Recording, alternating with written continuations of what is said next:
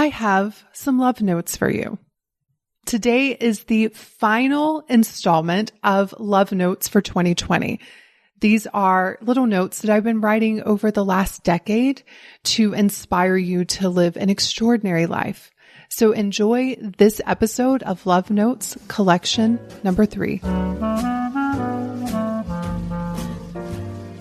Bonjour, and welcome to the French Kiss Life podcast, where personal development meets style. I'm Tanya Lee, certified master life coach and the hostess of this party where we explore how to live artfully and well.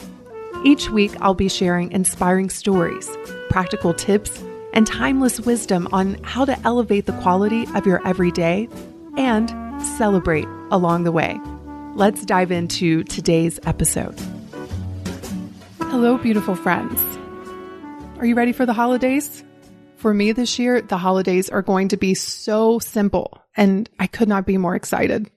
In fact, I ordered a tree for my apartment, and it's a 10-foot tree that has flocking, so it looks like it has snow on it. It's so beautiful. And I put it together, plugged it in, turned on the lights, and I was sitting there looking at it. And I decided I'm not going to put one thing on this tree. I want it to be that simple. And I couldn't be more happy with my decision. And I feel like for so many of us, we're feeling this deep need to just simplify things. We don't have to add a bunch of stuff. In fact, I think oftentimes the most beautiful lives are the ones that are most simple and most intentional. So I am ready for the holidays. I plan to go spend Christmas Eve and Christmas Day with my dear friend, Brooke, and her family. We are going to go skiing. We're probably going to play lots of games and just spend quality time with the people that we love. So excited. For this episode, I have decided to do a final collection for now of love notes. If you've not heard the past 2 episodes, I basically have taken some of my best writing from over the years and created an episode full of what I love to call love notes. And I realized that these love notes many times were for myself. They were things that I needed to hear. And the others were things that I knew my clients were expressing and where they were feeling challenged and stuck. And so I hope that you feel the love in this episode of Love Notes collection number 3. You get to decide. I'll never forget hearing my mentor Martha Beck say something that would forever change my life. You get to decide what you believe about yourself. As soon as I heard her say this, I pulled out a piece of paper and I wrote down all of my self-beliefs. When I looked at the negative opinions I held about myself, I asked, would I choose to believe this on purpose? The answer was hell no. If I had a choice, and it is a choice, I wanted to choose wisely. So that's what I've been doing over the past decade, deciding on purpose how I want to think about myself. What do you want to believe about you? When you look at your life, you can decide that it's rich or poor, beautiful or terrible, joyful or full of sadness. You also get to decide what you believe about yourself. It's important to understand what your current self-opinion is and whether you want to keep it or not. Look for and create evidence for what you want to believe. When I think about myself, I want to believe things like, I'm amazing. I can do whatever I put my mind to. I'm beautiful and kind. I'm strong and capable. I know what I want. I'm wealthy. I'm a great mom. I am in control of myself. I'm creative. I'm a great businesswoman. I'm a great writer. Now, some people may disagree with these statements and some may not. But guess what? It doesn't matter what other people think. I get to decide what I want to believe about myself. And you get to decide what you want to think about yourself. If you no longer want to be overweight, stop thinking of yourself as a fat person. If you don't want to struggle with money, stop thinking of yourself as poor. If you don't want to be lonely, decide to see yourself as lovable. If you want to be stuck in life, see yourself as creative and decisive and resourceful. Decide and practice a self-opinion that will make your 90-year-old self proud. Each day, look for all the way these things are true and take action to create more evidence for what you want to believe about yourself. The more evidence you create, the more deeply rooted the belief becomes. So think about a negative belief you've been holding about yourself. What would you rather believe? How would you show up differently if you did? What would you create in your life if you believe this about yourself? A breath of fresh air. My dad is my hero. He's also my breath of fresh air. Whenever I have felt suffocated by the heaviness of life, his presence, words, and spirit were always the lightness that I needed. I could breathe again. So when I got the call this past year that my dad had coded, was put on life support, and was being airlifted to a large hospital facility, I could not get to him fast enough. I could barely breathe. I booked the first flight available and was by his side 12 hours later. I sat by his bed in the hospital listening to him, struggling to breathe. I wanted to be his breath of fresh air because he's always been mine. He taught me the power of love and understanding. He instilled in me to not wear a chip on my shoulder no matter how much I'd been hurt. He taught me to harness my maiden name, Rising, and rise above the heaviness. He taught me to be a breath of fresh air. Life is too short, my friend, to be bitter and carry the weight of the world on your shoulders. It slows you down. It weighs you down. It holds you down. We all need fresh air in our lives, fluidity, lightness, effervescence, and expansion. We need it, and we need to be it for our own sake and for the sake of the world at large, especially now. When my dad was finally taken off of life support and I sat by his bed holding his hand and he could talk, I asked him, "Dad, how are you feeling?" And he replied, "It's all good." And just like that, I breathed in his fresh air. Giggling. Tanya, you're always giggling. I've heard this more than once, often with a bit of sarcasm. Urban Dictionary says a giggle is the uncontrollable surge of laughter that takes over and makes everything that was once worth a smirk seem unexplainably funny.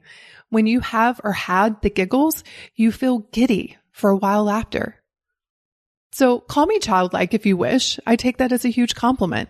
Children have more fun, live in more awe, and have big imaginations. They also laugh on average 400 times a day. Guess how many times adults laugh? 4. Sad. Laughter has saved me from falling into deep depressions when my mind wanted to trick me into thinking that everything was so serious. I believe laughter is keeping me young. Cortisol ages you faster than a Cheeto will run you down, which I'll admit wouldn't be so funny. Laughter actually helped me lose weight and keep it off because suddenly I wasn't creating emotions that I wanted to stuff down with Cheetos and Krispy Kreme donuts. It's helped me make more money. It's amazing how much more you can create in your life when you're not so uptight and living in fight or flight. In every moment, you have a choice to be miserable by focusing on all the problems, or to be lighter by looking for the possibility or even the hilariousness that is also available. I'm going to keep on giggling in hopes of infecting you too because I love you and I know that laughter has the power to change your life. How many laughs do you think you're having a day? Going within. 4 years ago, I was met with unexpected circumstances. My baby girl was sick. I watched myself panic and the spiral of doom and gloom set in. I was staying up until 4 and 5 a.m. researching, trying to figure out what was going on with her. And as a result, I felt myself falling apart. And I even had the lab work that doctors had run to prove it. I had created my own internal chaos that was revealing itself in not only my body, but in my relationships, my business, and every part of my life. When the world feels like it's in chaos, our number one priority is to go within and find our calm. So here are some suggestions. Create yours and God's list. Here's what I mean. When I'm feeling worried and I can feel myself panicking, I sit down with a piece of paper and I write down everything that I'm worried about. And then I divide it into 2 lists. On one side is everything that I have control over. And on the other side is only what God can control. And my work is to focus on my list. And then my personal choice is to believe that whatever is happening outside of my list, the things that I can have control over, is happening for me. And so then I just let go and I focus on what I can do. The second thing is to ask quality questions, such as, what are the possibilities in this? How is this serving me? How can I love and serve even more? How can I take exquisite care of myself? How can I find my calm so that I can support others? You see, the quality of the questions that we ask of ourselves is creating the quality of our lives. And so often when things happen that we weren't expecting, that we'd prefer not to happen, we can start to spiral in questions that don't serve me. For example, asking ourselves, why does this have to happen to me? What if I can't get through this? What if I fell? These questions will never reveal answers to you that support you. So pay attention to the questions that you ask of yourself. The third thing is to stick with the facts. There's a difference between fact and fiction. Learn the facts and then decide what you want to think about them. Always choose a meaning that will drive you to take the best actions, not meanings that will cause you to act out of fear. The next one is to find ways to love and live today. We are so afraid of dying that we aren't even living, and yet every day we face the uncertainty of our own mortality. What's happening in the world right now is a sign for me to live like I've never lived before and to love more than I've ever loved. Focus on your own well-being. More than ever, we need the tools to manage our emotional and mental states. It will determine how you navigate this challenging time. Also, don't fight what you're feeling. It's normal to have fear, anxiety, and worry. Do you know why? Because you're a human being. And when you fight with these emotions, you only strengthen them. Ironically, I'm finding my calm by embracing all of it. And then I remember what my grandmother always said, this too shall pass. Nothing lasts forever. The sun will shine again, and until then, I'm choosing to dance in the rain. Following the feel good. Sometimes a woman will say to me something like, but Tanya, you seem to have it all figured out. Nothing could be further from the truth. I don't know what my 10-year vision is. I don't know how I'm going to reach my goals. There's a lot I don't know. The secret is I'm okay with that. I follow what feels good, and pressuring myself to figure it all out doesn't feel good. What if you don't need to know all the answers? What if you don't need to know how? What if all you need to do is to wake up and live each day to the fullest by following what lights your soul and letting go of the rest? What feels good today? Maybe it's deciding on your next goal or project, making your bed, going for a workout, wearing a beautiful outfit, taking a step or two towards your goal, writing the chapter, cooking a delicious meal, saying no, saying yes. It's good to feel good. What if you made feeling good your number one priority? I wonder where life would take you. My guess is to beautiful, enchanting places. What are you fighting for? How often are you fighting for your own limitations, for your own suffering? You'll know because when someone offers you a possible solution or reframe, you'll say, but this is too hard. But I've never been able to do it before. But it runs in the family. But it'll take too much time. But I had a terrible past. My friend, I get it. When my daughter became sick, I was so scared and angry, and anyone that tried to offer me a lifeline was met with, but y'all don't understand. For weeks, I had to process it, and I don't encourage bypassing the step. We are all human, experiencing real human stuff. But at a certain point, you have to be honest with yourself and ask, am I fighting for my own suffering? While hard and hurtful things happen, you still have the power to change them. You do not have to be a victim of circumstances. You don't have to stay stuck. What I've learned is that no problem presents itself without also presenting its opposite, possibility. But at some point, you must give up fighting for why you can't do it, why it's too hard, why you're not enough, and you have to pivot. Imagine what your life would look like if you championed for your possibility, always looking for things like how you can do it, how you can break family patterns, how you can overcome it, how you can create it, why you are the perfect one to do it, the possibilities in the challenge. how amazing you are.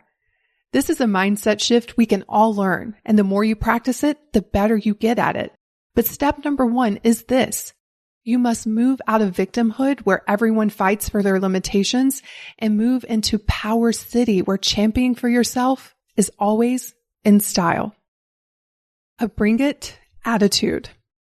Some people think that the purpose of life is to be happy 24/7. This is not what it's about because that's not life.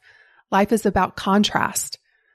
A well-lived life is about embracing all of life, the ups and the downs, the beauty and the not so beautiful, the positive and the negative, the pain and the ecstasy.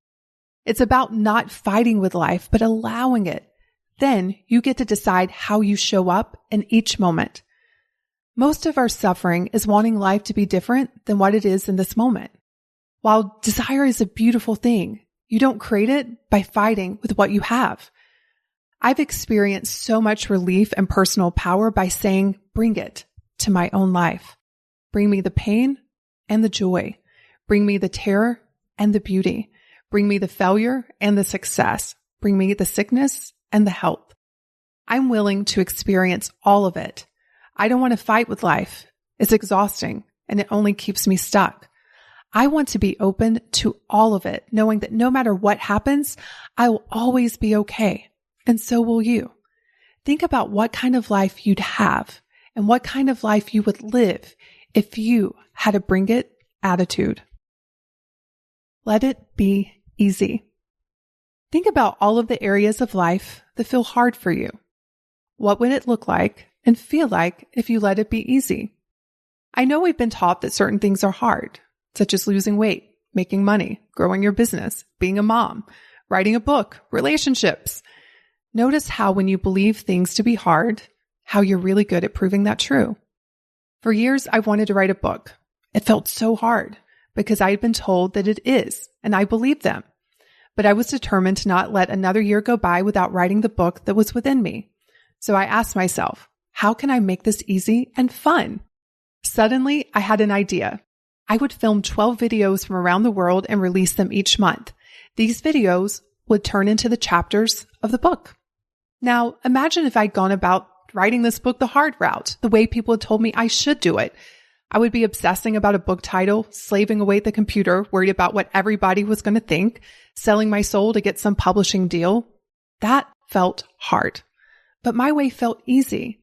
Now, don't get me wrong. I still have hard days. And it's because I'm thinking about things the wrong way. I'm available for hard. But the moment I decide to make things easier, new possibilities start to show up everywhere. So be careful what you've been taught, especially when it comes to how hard things are.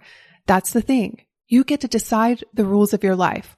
What if you created a rule to let things be easier? Tolerating. You don't get what you want. You get what you tolerate. What are you tired of tolerating? Procrastinating your dreams away? Not working out? Overeating? Lack of money? Heart-sucking relationships?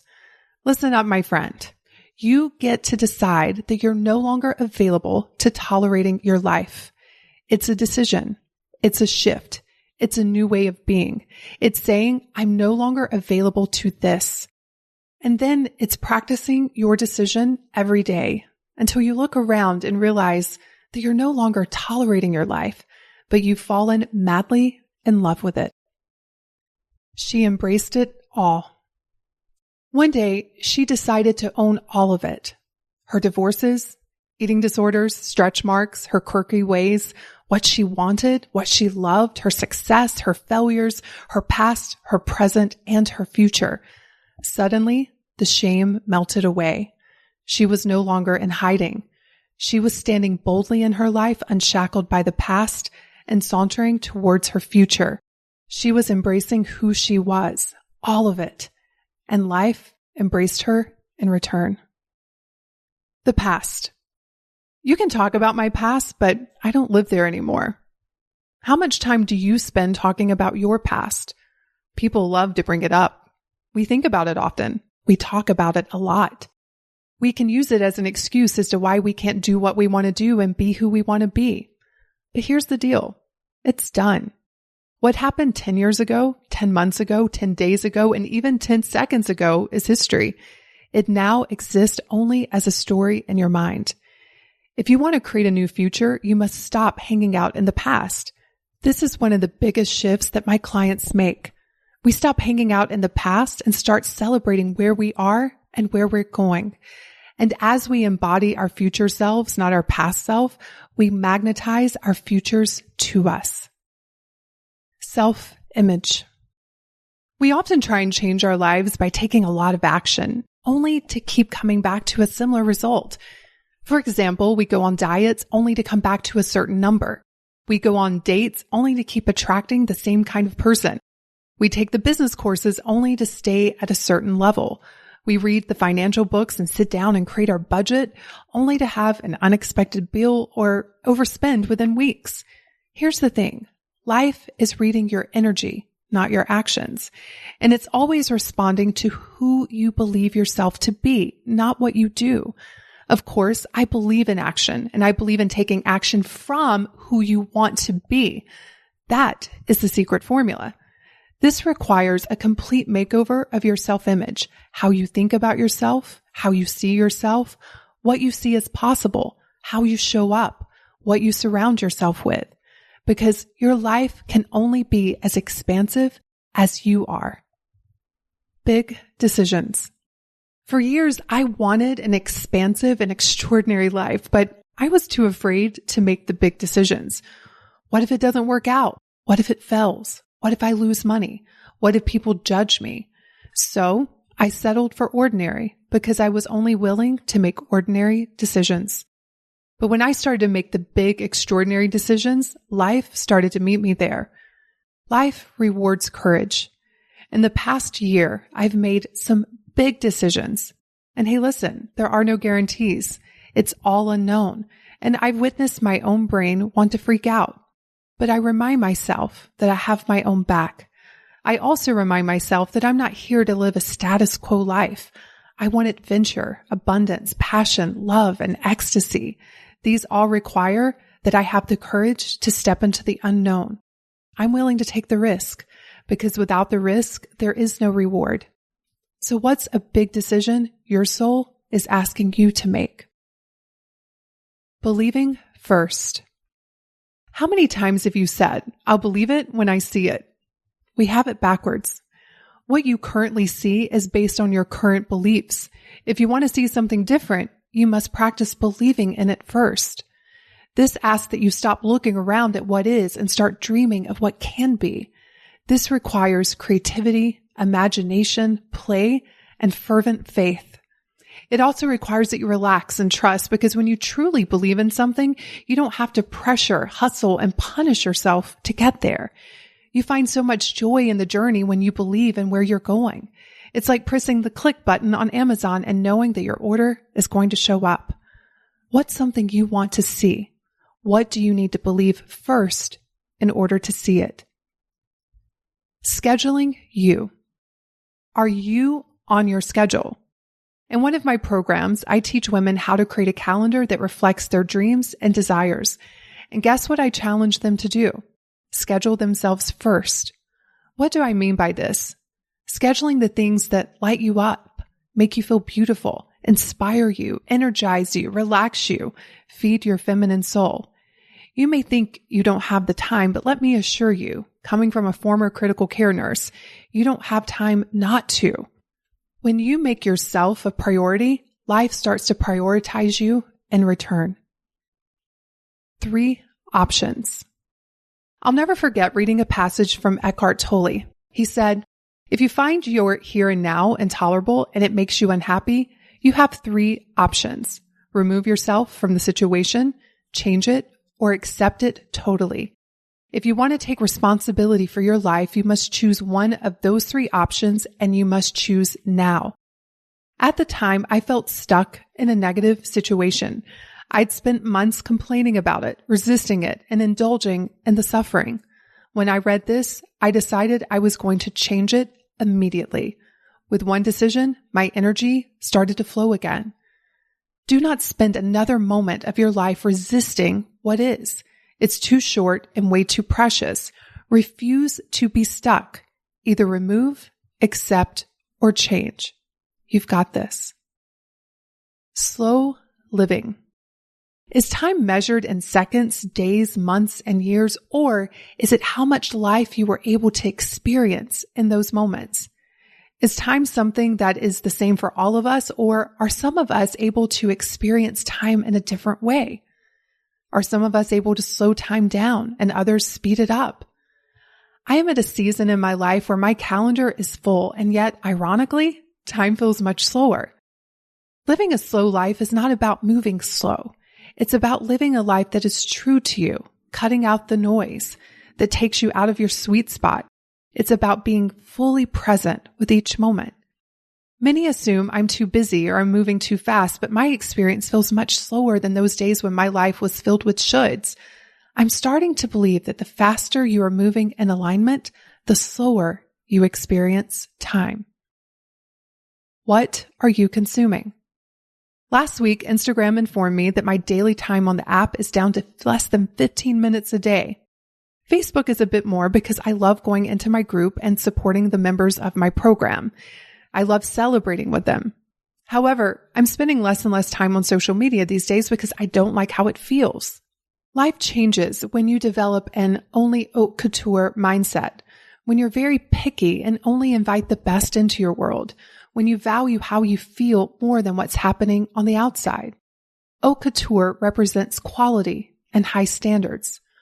What if you only consumed things that lifted your spirits, inspired you, made you smile or laugh, made you cry with so much love, reminded you that you're amazing and beautiful just as you are, encouraged you to relax and have more fun, sparked passion and joy, reminded you of what you're capable of, nourished your soul and body, encouraged you to celebrate every single day?